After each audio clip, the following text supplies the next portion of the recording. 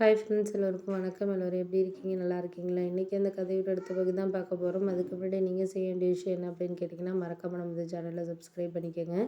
கீழே இருக்க பெல் பட்டனையும் கிளிக் பண்ணுங்கள். அப்போ தானே போடக்கூடிய வீடியோக்கள் எல்லாமே உடனுக்குடனே உங்களுக்கு நோட்டிஃபிகேஷன் வரும். ஸோ மறக்காமல் சேனலை சப்ஸ்கிரைப் பண்ணிவிட்டு வீடியோ பாருங்கள் ஃப்ரெண்ட்ஸ். வாங்க நம்ம கதைக்குள்ளே போகலாம். நான் ஒரு வாரத்துக்கு அப்புறம் சரி ஊர்லேருந்து எல்லா பொருட்களும் எடுத்துகிட்டு வந்துடலாம் அப்படிங்கிற யோசனையில் தான் நான் ஊருக்கே கிளம்புனேன். ஆனால் அங்கே போய் பார்த்தீங்கன்னா, அம்மாவுக்கும் அன்னைக்கும் ஏதோ சின்ன மனஸ்தாபம் போல இருக்குது. அதனால் ஒருத்தருக்கு ஒருத்தர் ஒரு வாரமாகவே பேசாமல் தான் இருந்திருக்காங்க. அப்போ தான் எனக்கு தோணுச்சு, சரி நம்மளுக்கு புரிஞ்சிருச்சு. நம்ம எதாக இருந்தாலும் இனிமேல் இது பண்ணக்கூடாது. எதாக இருந்தாலும் யாருக்காகவும் அம்மாவை நம்ம விட்டு கொடுத்துட முடியாது. ஏன்னா அண்ணியும் மேலேயும் சில டைமில் அவங்களும் ரொம்ப கொஞ்சம் குறை சொல்லுவாங்க, பேசுவாங்க, எல்லாம் பண்ணுவாங்க. ஆனால் இந்த அளவுக்கு யாரும் இது பண்ண மாட்டாங்க. அம்மாவுக்கும் சில டைம் என்ன பேசுகிறது, எப்படி யாருக்கிட்ட பேசணும் அப்படிங்கிறது தெரியாது. அவங்களுமே அவசரப்பட்டு ஏதாச்சும் ஒரு விஷயத்தில் அவசரத்தில் பேசிடுவாங்க. ஆனால் அதுக்கப்புறம் பேசிட்டு தான் யோசிப்பாங்க. நம்ம இது மாதிரி பேசிட்டோம், அவசரப்பட்டு தான் பேசிட்டோம் அப்படின்னு சொல்லிட்டு யோசிப்பாங்க.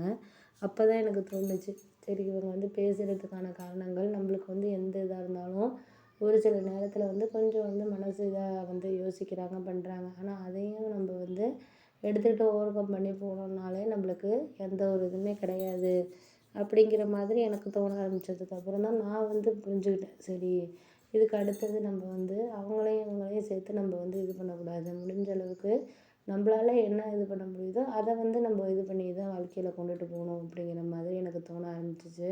அதனால் நான் யாருக்கிட்டேயும் இது அதுன்னு சொல்லிவிட்டு நம்ம இது பண்ணிக்கிட்டு இருக்க வேண்டாம். முடிஞ்ச அளவுக்கு நம்மளால என்ன செய்ய முடியுதோ அதை நம்ம செஞ்சுக்கிட்டோம்னாலே போதும் அப்படின்ட்டு நான் முடிவு பண்ணிட்டேன்.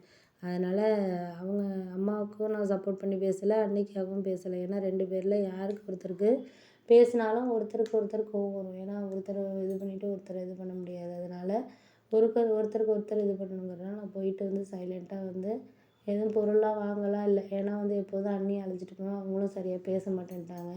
அது என்ன பிரச்சனை 2 பேருக்கும் என்ன ப்ராப்ளம் அப்படின்னே சொல்லலை என்கிட்ட. நானும் எவ்வளோ கேட்டு பார்த்தேன், என்ன என்ன விஷயம் எதாக இருந்தாலும் என்கிட்ட சொல்லுங்கள், ஏன் அப்படி மறைக்கிறீங்க, என்ன பண்ணுறீங்க அப்படின்னு சொல்லிட்டு சொன்னதுக்கு எதுவுமே அவங்க சொல்லலை. எதுவுமே சொல்லாமல் அப்படியே சைலண்ட்டாக தான் இருந்தாங்க. நானும் சரி எவ்வளோ கேட்டு பார்த்தோம். நானும் 2 நாள் அங்கே இருந்தேன். எல்லாமே கேட்டு பார்த்தேன். நான் ஒன்று கூட அவங்க சொல்லலை. அப்படிங்கிறப்போ நம்ம என்னத்தை கேட்குறது, நான் அவங்களே சொல்லாதப்போ நம்ம எவ்வளோதை கேட்க முடியும் அப்படின்னு சொல்லிட்டு நானுமே எதுவுமே அதுக்கப்புறம் கேட்கல. அதுக்கப்புறம் எங்கள் அண்ணன் தான் சொன்னார், எல்லாம் உன்னால தான் ஷீலா பிரச்சனை அப்படின்னோடனே, என்னென்ன என்னால் பிரச்சனை என்ன அப்படின்னோடனே, இல்லை உனக்கு போன மாதம் இந்த இது ஃபங்க்ஷனுக்காக எடுத்தோம்ல சாரி, அது நல்ல கலராக இல்லை அப்படிங்கிற மாதிரி அவங்க அண்ணிக்கிட்ட உங்கள் அம்மா குறை சொன்னாங்க.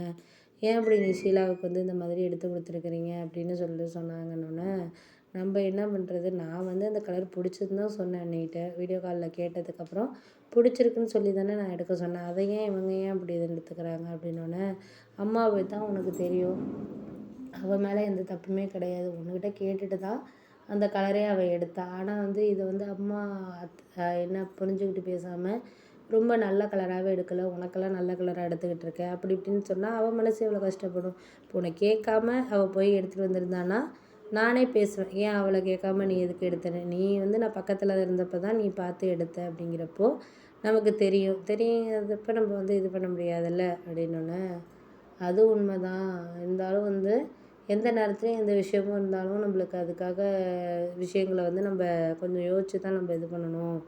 முடிஞ்ச அளவுக்கு நம்மளால் எதையும் இது பண்ண முடியாத மாதிரியான சூழ்நிலைகள் தானே இப்போதைக்கு நமக்கு இருக்குது அப்படின்னோடனே,